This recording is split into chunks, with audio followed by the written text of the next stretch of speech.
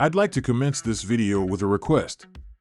For those interested in receiving more premium betting tips and predictions, especially if my guidance has contributed to your success in winning bets and generating revenue, I kindly seek your support in revitalizing this channel. Your assistance plays a crucial role in bolstering my presence on YouTube. You're welcome to explore my Patreon support tier or check out my various plans. Multiple plans are available for each and every one of you seeking our premium picks. You can find the link in the bio and comment section below. Thank you for considering and supporting me. Padres vs. Brewers. My team pick is Brewers to win. The Milwaukee Brewers are 44-30 on the year after wins over the Reds and Angels. The Milwaukee Brewers have scored 11 runs in their last 3 games and 3 or fewer runs in 5 of their last 9 games. The Milwaukee Brewers have lost 6 of their last 9 games when scoring 3 or fewer runs. William Contreras leads the Milwaukee Brewers with 89 hits and 48 RBI, while Bryce Turang and Willie Adams have combined for 135 hits and 77 RBI.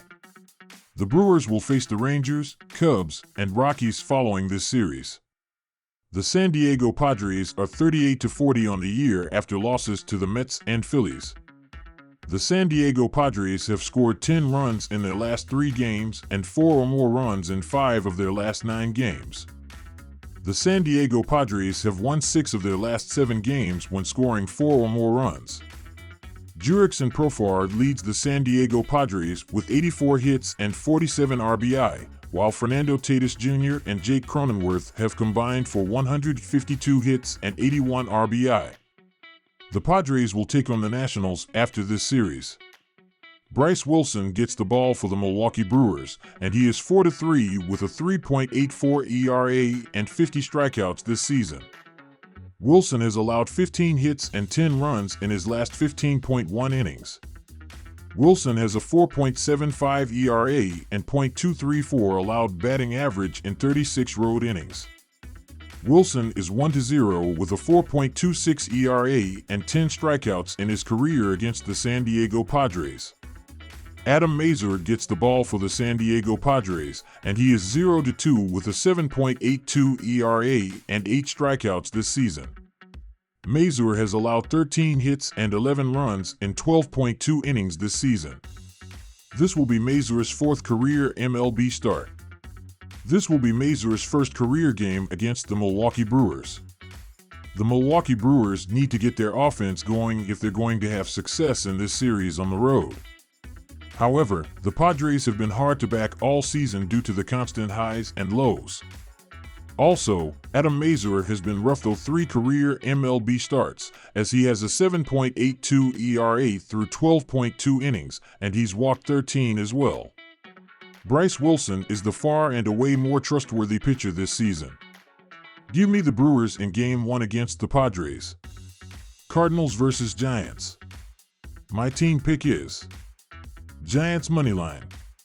The Giants are struggling heading into this game, and they are coming off another loss against the Chicago Cubs. The Giants scored 5 runs, but it wasn't enough as the pitching gave up 6 runs. Jorge Soler did hit a home run and drove in 4 RBIs. The Giants are averaging 4.39 runs while their pitching is giving up 4.73 runs per game. The offense is ranked 144th in the league while the pitching is ranked 23rd in the league. Thairo Estrada has hit 9 home runs and driven in 39 RBIs so far this season. The Giants will play against the Cubs and Dodgers following this series. The Cardinals faced off against the Miami Marlins in the last series, and they lost 2 of the 3 games. On Wednesday, the Cardinals scored only 3 runs and they ended up losing by a run. Nolan Gorman hit a home run and drove in 1 RBI. The Cardinals are averaging 3.93 runs while their pitching is giving up 4.46 runs per game. The offense is ranked 25th in the league while the pitching is ranked 10th in the league. Nolan Gorman has hit 16 home runs and driven in 34 RBIs so far this season. Getting the start for the Cardinals will be Andre Pallant, who sits with 2-3 record and an ERA of 4.61. In his last start against the Cubs, he went 3.1 innings, giving up 5 hits and 2 runs.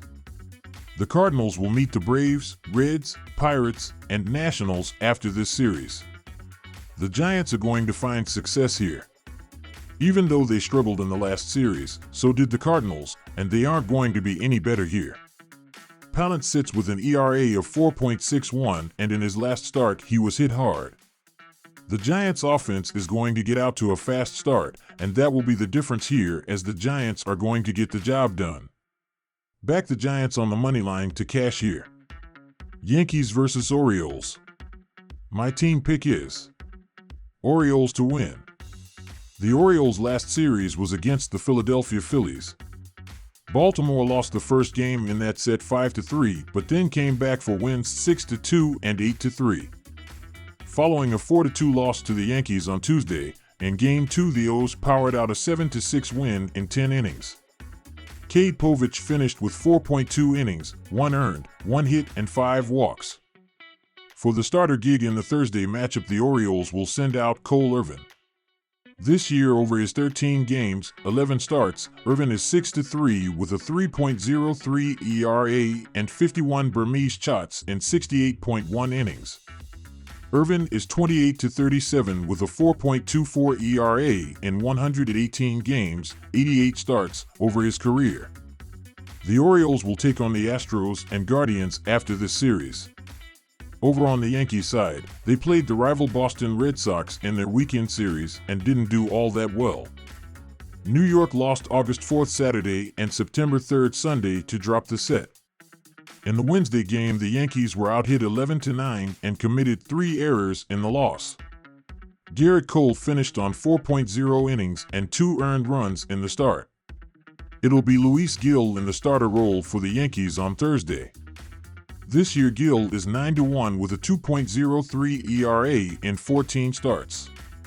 He has 96 Burmese shots in 80.0 innings. Gil is 10-2 with a 2.54 career ERA in 21 starts total. I'll try the Orioles here. Irvin hasn't been doing too badly over his last 3 starts, even though he's got a tepid 1-1 record in that time.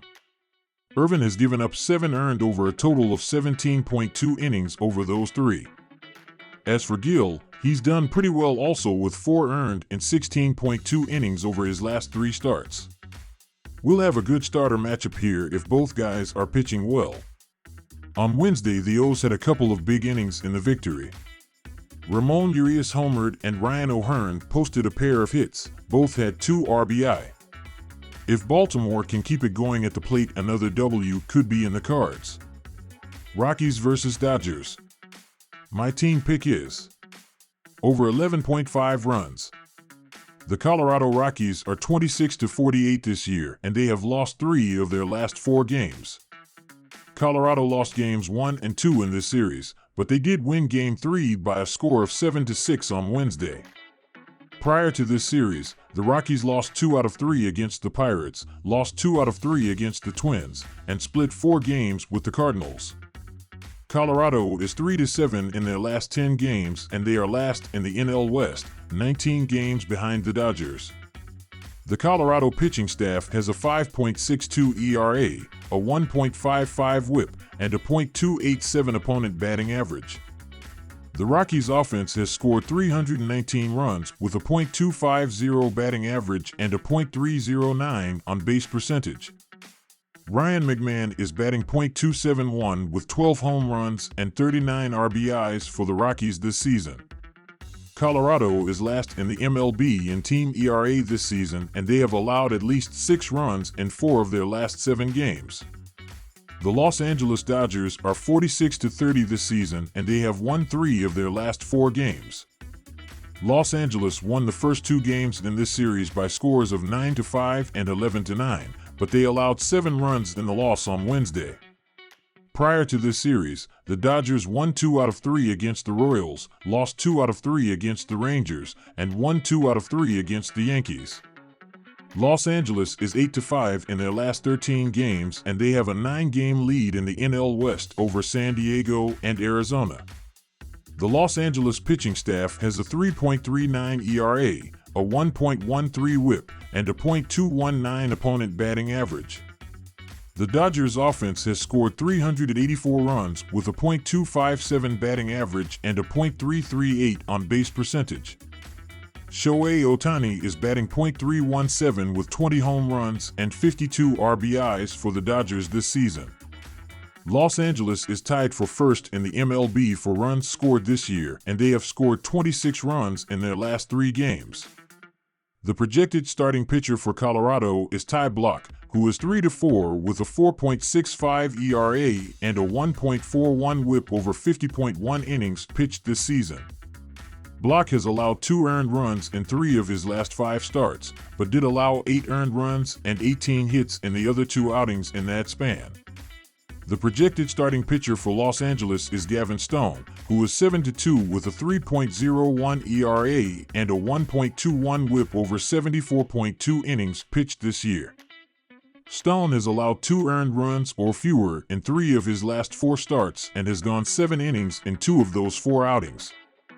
Colorado was able to pick up the win in Game 3 of this series on Wednesday night, but they are 22 games below .500 and they are just 15-21 at home.